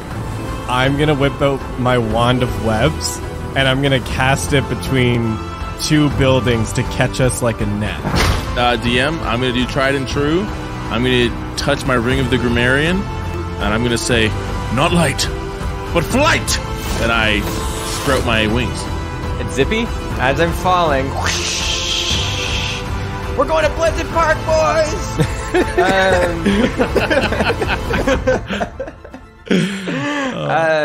I unfurl my old friend. I got him back from Norman. Alakazam! And then I'm surfing now, down. And I'm, Such a sick image. as all of us kind of, Darian does his cool webs, I do the carpet, and then Norman plunged to his death? Did I hear that right? No, I fly.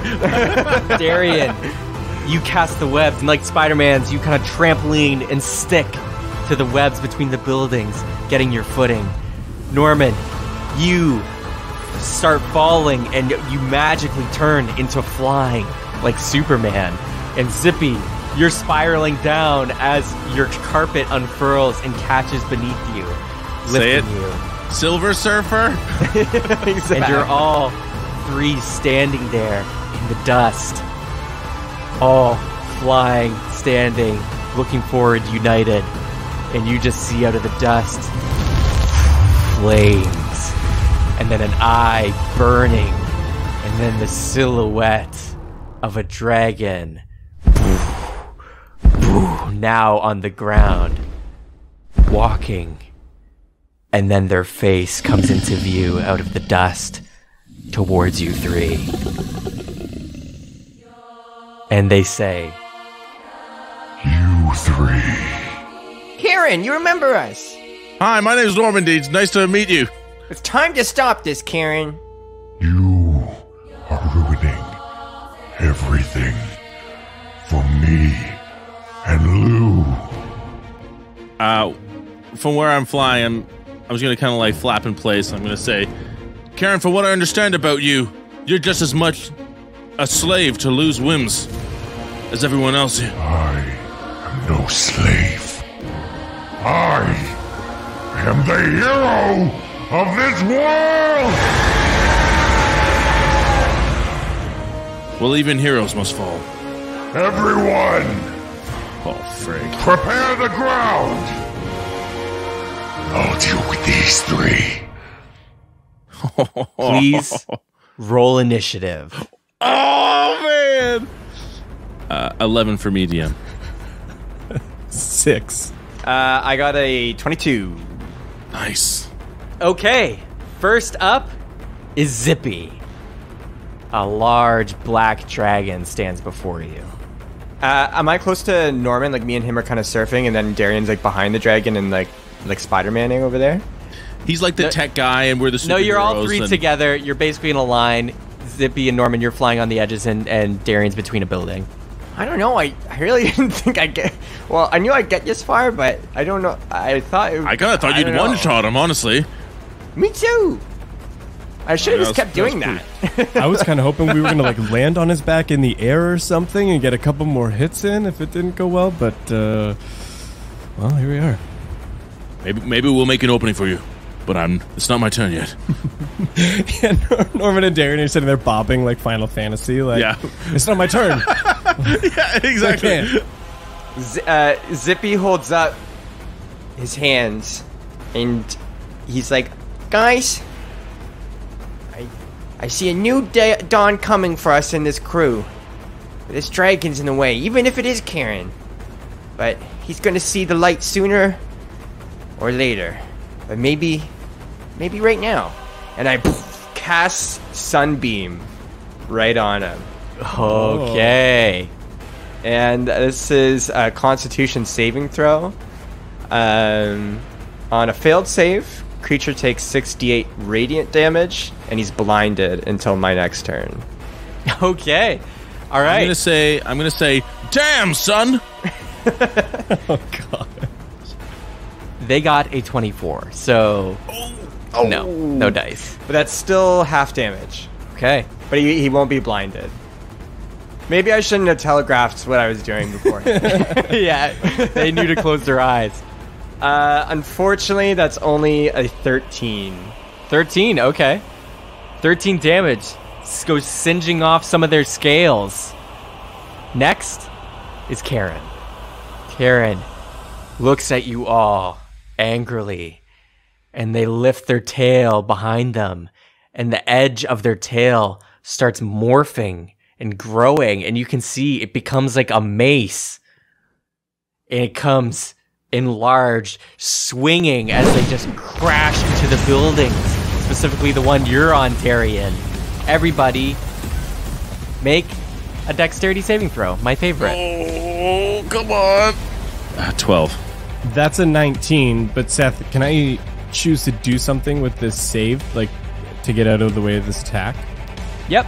How tall are the buildings we're stuck, like I'm on the web between?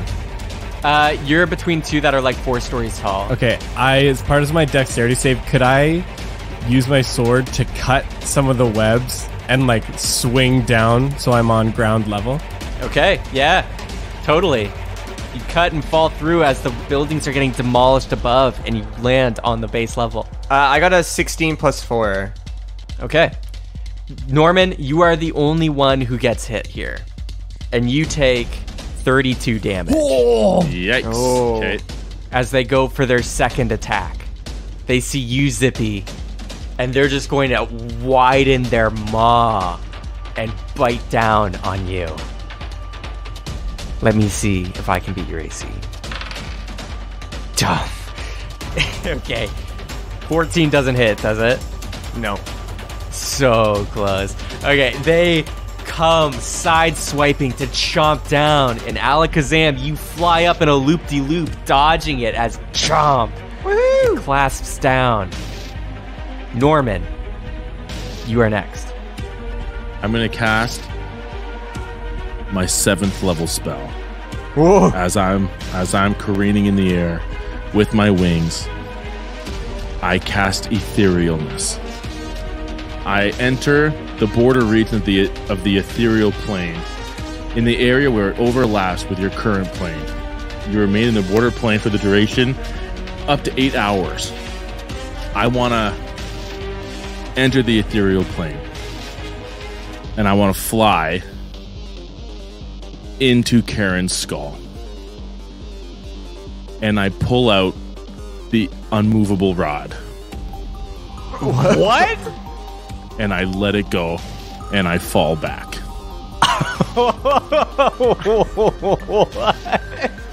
And as I do, I say, even heroes really do fall. I let it go. Okay. You ethereally go into... Actually, I'll have you, just for roll's sake, I'll have you roll animal handling. What? Oh my god. Any other check, DM? All right. 16. Norman, with that animal handling roll, you are flying through Karen's head, their large, massive dragon skull. And you kind of figure there's some space in a dragon skull that's kind of empty where you can place it in. Because you can't just place it in a solid object. Skulls aren't just completely freaking solid, like everywhere in that head. So you are digging around and you find a cranny, a nook space that you're like, I'm just gonna drop this here. And you phase out, hit the button, and drop it. But the rest of your body can't exist in that space and gets pushed outside, morphing out of their dragon face. You are right next to their mouth, and their eye stares at you as you fall backwards. But you put a rod in their head, an immovable one at that. Because you were occupying a space, you do take some force damage, so you will take only 20 damage. So this is all like what I was thinking about doing, right? And then I changed my mind. And I said, Too late. mockery. No, I'm just kidding. Okay, I am very bloody. Oh, no. As I drop this rod and kind of dropping it, but choosing to activate it in the material plane, kind of trips the spell, glitches, and I go pinwheeling like a bird shot with like a BB gun. I go pinwheeling towards the ground. and barely managed to catch myself before I hit the ground. And I try to fly away as much as I can. Okay. You try and land and start flying up into the air again. You're moving a little bit. Darian, you don't know what Norman just did, but he just phased out of a dragon skull. What would you like to do? Okay. See, this one. The amount of tricks in your guys' sleeves this episode. I wish I had something as flashy. So I'm going to activate my Guile of the Serpent. And so I get additional movement speed and additional attack. I'm going to dash forward towards Karen, throwing the dancing blade. And then I'm going to distance strike and teleport 10 feet forward, and I'm going to slash him 3 times with the spectral katana for a total of 4 attacks. Okay. 25 to hit on this dancing blade. And then it's a 23 to hit on the first strike, 31 on the second strike, and a 25 on the third strike. 3 of them hit. Holy! That's a 51 damage total. Okay, big swings. You go slashing, teleporting, spectral katanaing all over this dragon body, cutting and dicing and slicing. They seem to be moving oddly little while you're doing it for some reason, but you are going and going. I want to end up on his back because I teleported up, and so I want to end my turn on his back. Okay, you teleport at the back, stabbing your katana in. Karen roars in pain. Zippy. Something seems off about Karen. You still can't tell what. They seem to be staying oddly still, but it's your turn. I want to target the dragon's moving his mouth because he's roaring in pain because of Darian's strike, and I want to hold my hand out, but then I want to make a movement first. I want to use my hidden pass, the other one I have, to teleport right in front of his mouth, whether it be in the air or whatever I need to be, but right in front of his mouth. And I want to use Cone of Cold, which erupts right from my hand, and I want to go right into his mouth. Yeah, sick. Okay. Chill them chompers. Quench that flame, dude. Quench the flame. Freeze his tongue. Oh, 17. I don't think that beats it, though, for you. So that's 8d8 for me. Oh, jeez. Okay. That's a 36. Their mouth is starting to billow with fire, and you aim down into their throat, just a cone of cold, just ice, and it just completely puts it out, and you can see their tongue is just freezing in place, and their jaw and everything is just becoming iced over. Now, it's Karen's turn. They've been staying oddly still this whole time, just roaring in pain, but staying in the same spot. Their legs kind of shuffling, but they're being careful because their head can't move. You can see they shake it slightly, but it's like it can't move. And when they do move their head, they roar in pain. But they're taking so much damage from their body to their mouth, everywhere. If they stay like this, they're going to easily die. So you hear Karen just so... We were friends once, but not anymore. And they close and grit their teeth, their ice mouth chomping, some teeth breaking from the ice.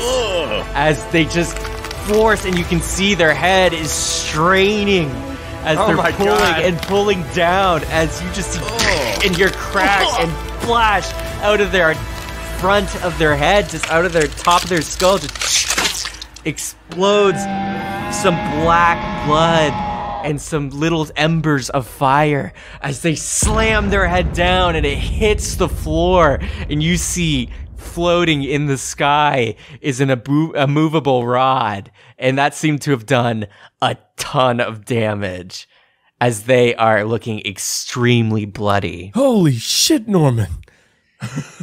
I just put like 2 fingers to my forehead, like a little Captain America salute. I do what I can. Now Karen starts to pulse with energy. You feel it in the air, and you can see over their dragon body the blue flower thorns and roots are just spreading as you see they are about to burst with spores. All your noses and mouths are covered, but the blast is going to potentially knock you back into some of the buildings. So everybody, make a dexterity saving throw. I got a 19. That's also a 19 for me. 21. Okay, the spores fly out and you all dig your weapons, hold onto your magic carpets, and brace with your wings to brace for the burst of air as spores go flying through the scene. But then you look up. Out of the sky, because of their body mass, they've been falling much slower. You see coming in with a strike is Alexandre Dumas. They're just coming down, they're like, yeah! This is it! Come on, Alexandre, do it! Ah! And Karen is lifting their head again. And right into that hole where the movable rod comes out, he stabs his buster blade. Karen reels back, and then he starts running down the back of their neck and back, dragging their buster sword. And Darian, you're on the back as well. And they're passing by. They're just going like, come on, Dumas! And they raise out their hand for a high five as they pass by. They're kind of in shock. Give him the high five. You high five, and for a brief moment, Darian, you feel just the clasp of their hand high-fiving. And Zippy, you feel nothing, but Norman, you feel a little residual of air, of cool magic brush over the area. As they keep going down, you see cutting into their back, serrating it, doing damage. Norman, it is your turn. You have been wrecking this dragon. The druid thing helped a lot. I think I want to cast Hideous Laughter, DM. Okay. From where I'm flying, I just shout out, "What do you do with a green dragon? Well, you wait until it ripens." And I cast Hideous Laughter. It has to make a wisdom saving throw. They beat it. No! All right. Man, you have been having bad luck with the hideous laughter. They resist as they're shaking their head, trying to move their back, get them off. But then you see coming through the rubble, you hear, "Hands up!" And Randy comes through with a punch, and just big dragon punches Karen in the face. Their head goes slamming into a nearby building. They take only 26 damage. And poof, and Karen's head slams in. And you hear Alexandra go to you, Darian, and say, "I never thought I'd be slaying a dragon with a dragon. First time for everything!" And they keep running back. And Darian, it is your turn. Darian looks back from Alexandre towards Karen's head, and he pulls the katana out of it and dashes forward, and he's going to target where his kind of like throat and scales were cold, hoping that they're still more brittle than they were before. And he's going to run over with his Guile of the Serpent and Phantom Strike Karen at his kind of like neck and jaw. Roll to hit. 16 plus 13, so 29. That hits? The second one's only a 18 to hit. 5. Where's roll? That does not hit. Natural 20 on the last one, though. Okay, compensated. Wait. So 21 plus 23 is 44. 44 damage. You slash through, cutting and slamming into their frozen jaw, breaking off chunks of scales as they are really, really getting destroyed by Team 8. Zippy, it is back to you. Karen, looks like they're out of it. They're on their last legs. Bring us home, dude. What would you like to do? With all the destruction around, and with him on his last legs, I walk up to Karen, and is he basically like winded? He's like out of it, you said? Yeah, he's like winded. He's like heavy breathing. Karen, is this what you want? Karen, you're gonna die if you still do this. We're gonna have to kill you. You still have a chance. Defy Lou. You know, it's not the way. Remember when with us you knew how evil he was. Please, you don't want this. You understand so little. And the beast of creation does not fall so easily. It looks like he does. I pull out my flaming sword, the flame blade, and I say, I'm sorry, Karen. There's no other way. Sometimes we have to do the hard things. I'm sorry. And I go to slash him. Okay, roll to hit. I got a 1. No way. No, you did not. I'm getting so many ones recently, like last episode. You pulled the flame blade, so confident to end it with the killing blow. This was the moment. And Zippy failed. Zippy, you go to slam the flame blade down. But they see it coming and they seem winded and they're heavy breathing. But then you raise the flame blade and they quickly snap at you with their mouth and recoiling, grabbing your arm and then tossing you away. You take 35 damage as your arm is gnawed into, your flame blade released, and you can see in their mouth the flames. It was like the spark to a barbecue. They ignited the flames in their mouth again. And you see Zippy fly and land, cratering into a building. And Karen stomps and stomps and is moving their back. And they just say, You all think a beast of creation can fall like this? No! and they start billowing fire, and they start spinning their tail. Spinning, spinning, spinning. Darian, make a strength saving throw. Oh Luckily, I'm very good at this. As long as I don't roll terribly. I'm like almost knocked out.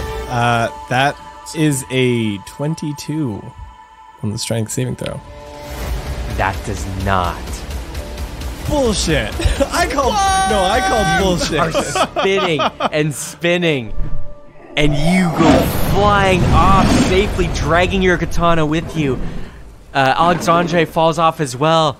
Randy gets hit in the chest by the tail and flies back.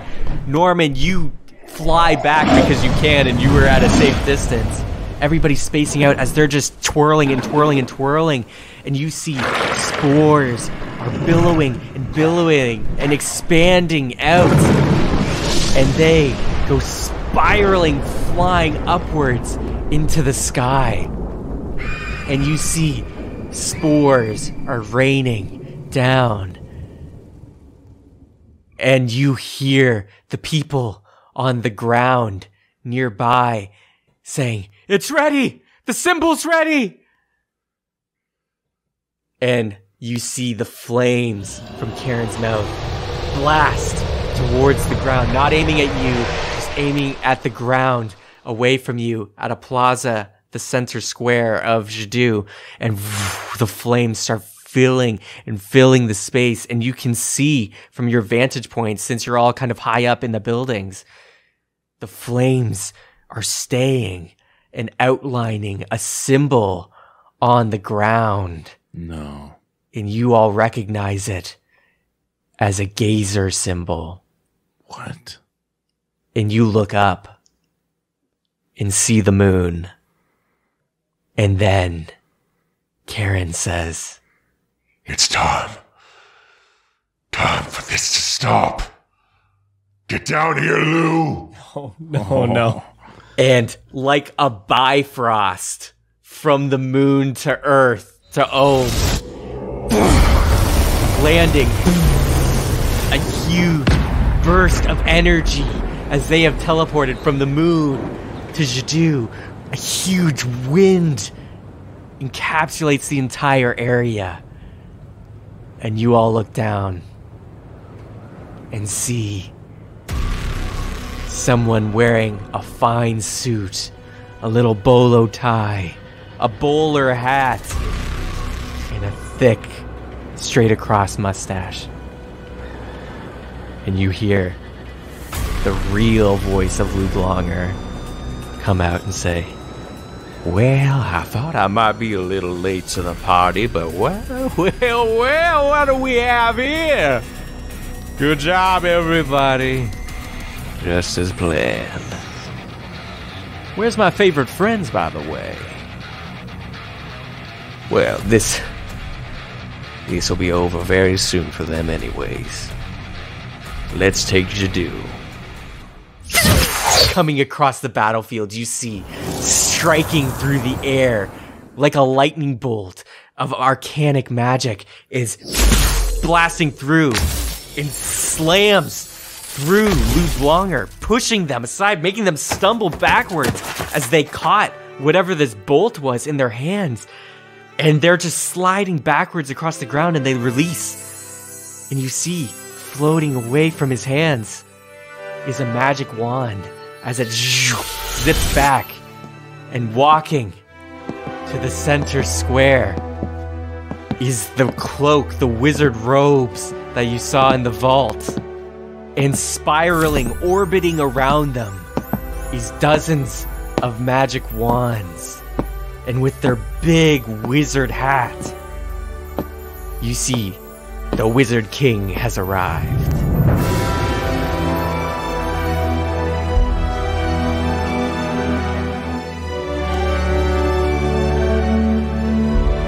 And that's where we're gonna end this.